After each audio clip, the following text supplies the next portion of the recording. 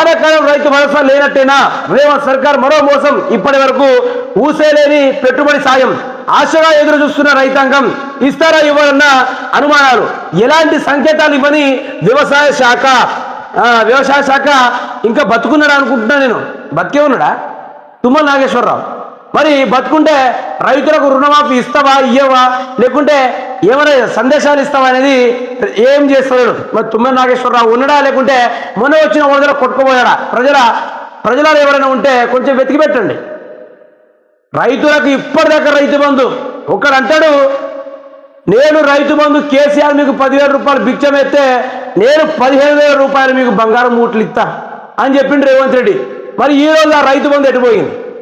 రైతన్నలు 10 కాపులు కాచుకుంటూ నాట్లేసుకొని ఆశగా ఎదురు చూసుకుంటూ మా రేవంత్ అన్న రైతులకు 15,000 రూపాయలు చొప్పున ఎకరానికి 7,500 రూపాయలు చొప్పున